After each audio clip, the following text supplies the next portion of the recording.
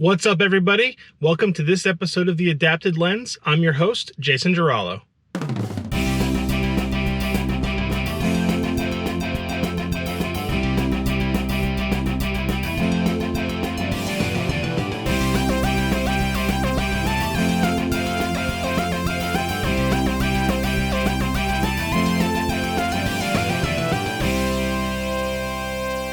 So I'm down here at Merritt Island National Wildlife Refuge once again to talk about my favorite photography accessory.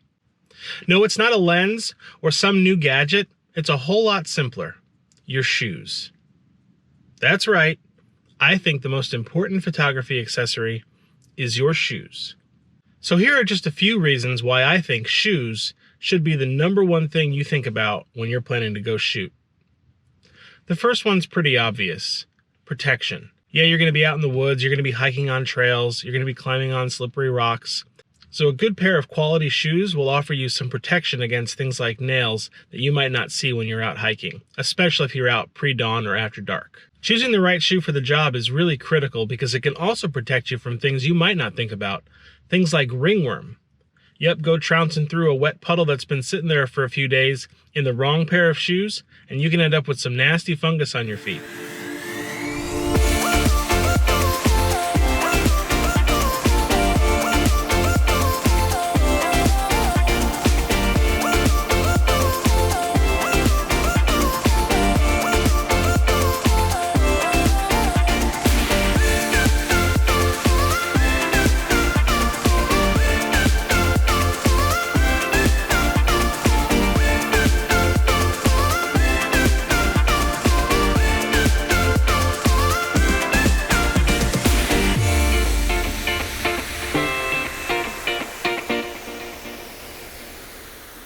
And it's not just for foot protection from things like ringworm or from nails, but also imagine you're going to be hiking out into a muddy flat. Do you want to go barefoot? I know I don't. So it's not just about a good pair of shoes, but also picking the right shoes for the job. Sometimes it's hiking boots, sometimes it's water shoes, sometimes it's hip waders. It all depends on what you're trying to photograph. So moving beyond just the obvious, good shoes put your whole body in the correct alignment. If you're wearing poorly supported shoes, your hips are going to be out of whack, your knees are going to be out of whack, and eventually your back's going to be out of whack. Did you know that poorly fitted shoes can actually have a negative impact on your health? Have you ever been out hiking and ended up with a blister on the back of your foot, on your toes, or on the sole of your foot? Well, that's your shoes trying to tell you something. They're wrongly fit for the shape of your feet. And there's a B. The problem I have with most shoes is that I have particularly wide and tall feet. It makes it really tough for me to find a pair of shoes that I find very comfortable for hours of long use, especially hiking through the woods. Poorly fitted shoes can also cause nerve damage. I've actually experienced this. When I used to buy shoes just off the rack, assuming that the right length also meant the right width, I would end up with numbness in my pinky toe. And that numbness was there for days or weeks, even after I stopped wearing that shoe. Fortunately for me, I changed the method of buying shoes long before that temporary numbness turned into permanent nerve damage. But if you're not buying properly fitted shoes, you could really cause some permanent issues. So in addition to painful foot conditions, improper fitting shoes can also affect your stride. It can cause knee, hip, and back pain too.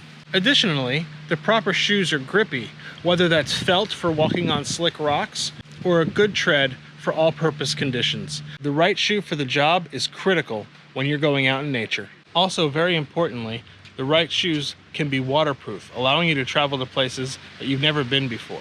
And a good pair of waterproof shoes or gaiters can protect you while you're traveling into places like swamps, which are an awesome place to photograph birds, but also come with their own dangers. So these are my shoes. They're made by Merrell. They're pretty standard hiking boots. These are the shoes I most often wear when I'm out in the field. So in addition to hiking boots like the ones I just showed you, if you live on the coast like me, one of the things I encourage you to carry with you all the time are these guys. Just ordinary run-of-the-mill water shoes. Those ones cost me about $15 on Amazon, but it doesn't matter the brand or the cost.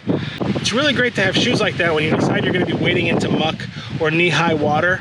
It adds a little bit of extra traction and it keeps you from getting the icks on your feet.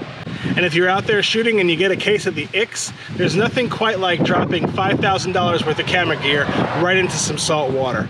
Of course, there's some more obvious ones, things like waders or gaiters to protect you when you're going into higher levels of water. But if you're just wading around in some salt marsh or a recently drained mud flat, those beach shoes are perfect for that. And just a couple of don'ts before we wrap up. First, don't wear flip-flops. I can't tell you the number of times I've seen photographers hiking down long trails wearing flip-flops, or even athletic sandals.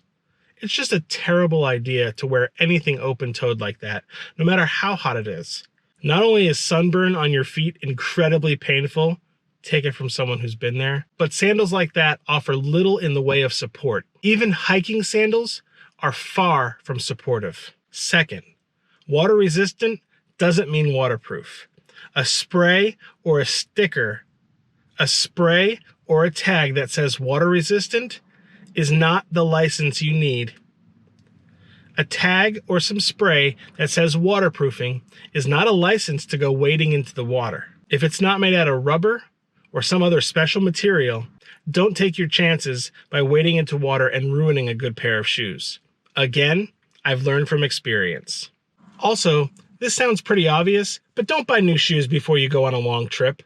It takes time for all shoes to break in, especially hiking boots. So don't buy them and then fly off to some awesome location. Or worse, wear old raggedy shoes and show up at an awesome location just as the soles fall off, forcing you to buy expensive tourist price shoes. Again, take it from experience. And last but not least, try on a variety of different pairs of shoes before you decide to make a purchase. I tried on dozens of pairs of hiking boots from different manufacturers and many from the same company just to find the pair that fit me best.